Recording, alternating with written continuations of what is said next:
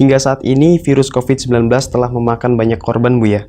Ribuan orang di dunia terjangkit virus ini, dan bahkan ribuan orang pula meninggal dunia sebab virus ini, Buya. Dan ada sebagian orang yang berpendapat bahwasanya virus corona adalah tentara Allah yang Allah kirim untuk memberantas kesombongan manusia. Benarkah demikian, Buya? Yang harus kita pahami bahwa musibah yang Allah turunkan, penyakit atau apa saja, tsunami, gempa bumi, wabah semacam ini, di saat Allah turunkan, pertama, karena Allah, justru cinta Allah. Bisa saja ini karena cinta Allah kepada hamba-hamba terkasihnya, karena Allah ingin angkat derajat mereka. Dia orang baik, orang soleh, ditimpakan musibah oleh Allah kepadanya karena Allah ingin mengangkat derajatnya tinggi-tinggi. Ini bagi ahli iman ya, kita hanya bicara di lingkungan ahli iman. Jadi bagi ahli iman, musibah yang Allah timpakan adalah karena Allah sayang kepada hamba tersebut, ingin mengangkat derajatnya tinggi-tinggi. Seolah-olah begini, engkau ini hamba terkasihku kok, aku ingin angkat derajatmu, diberi oleh Allah musibah. Karena virus, kena gempa, kena tsunami. Atau karena Allah sayang, karena hamba ini Allah sayang tapi banyak dosa, Allah kasih musibah karena Allah ingin mengampuninya di dunia sehingga tidak akan merasakan siksa akhirat nanti. Atau karena Allah sayang dan cinta kepada hamba tersebut karena Allah ingin memberikan pahala yang banyak nanti di akhirat, sampai orang yang pernah diuji oleh Allah dengan musibah nanti di akhirat kaget dengan pahalanya, lalu bertanya, ini pahala apa ini? Pahala kesabaranmu waktu engkau mendapatkan musibah.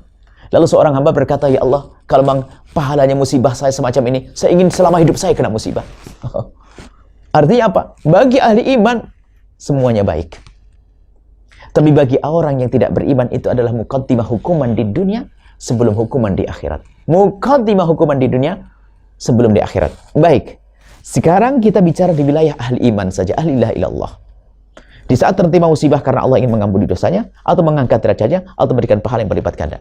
Cuman di dalam kita menilai harus waspada. Misalnya, jika musibah menimpa kepada kita, aku, maka kita boleh berkata, ini karena dosa saya, semoga Allah ampuni saya. Ini kan adabnya dalam menilai. Tapi kalau menimpa kelompok lain, kelompok atau orang, jangan sampai berkata, oh ini karena dosa-dosamu. Oh, enggak, ini tidak adab itu. Kita pernah dengar kasus tsunami waktu itu. Ya, tsunami. Bagaimana kita sampaikan? Tsunami mengangkat derajatnya orang yang baik. Jangan lalu berkata, wah ini karena dosanya orang Aceh. Ini orang Aceh tersinggung dan sakit. Tidak semuanya jelek kan? Ada orang-orang baik, bahkan banyak orang-orang baik di sana. Jadi musibah yang Allah timpakan bisa menimpa orang baik, menimpa orang jahat. Jika ini ahli iman, orang baik akan diangkat derajatnya, orang jahat akan diampuni dosanya. Kalau orang yang tidak beriman kepada Allah, itu ada hukuman di dunia sebelum hukuman di akhirat. Seperti itu. Kalau dimaksud pasukan, ya seperti itu. Mungkin pasukan apa? Pasukan yang akan kalau masalah meruntuhkan kesombongan, ya tinggal kita belajar atau tidak. Ambil ibrah atau tidak, pelajaran atau tidak. Wong sakit yang ditimpakan oleh Allah kepada pengikutnya Fir'aun hanya sesaat saja. Nyesel, habis itu kembali lagi. Memang semuanya itu kalau orang cerdas akan mengambil pelajaran dari musibah-musibah.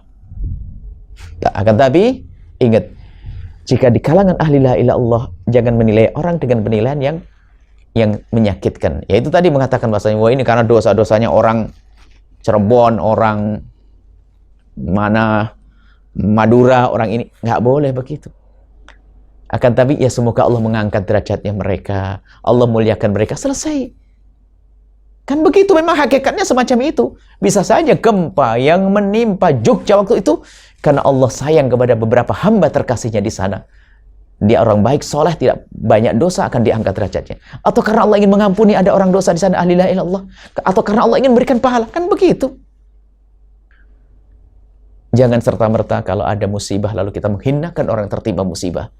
Bisa jadi memang dia pendosa, tapi di saat dia kejepit atau dirasa sakit, Allah habiskan dosanya, terangkat tinggi-tinggi di hadapan Allah. Sementara kita hanya mengolok dan mengejek.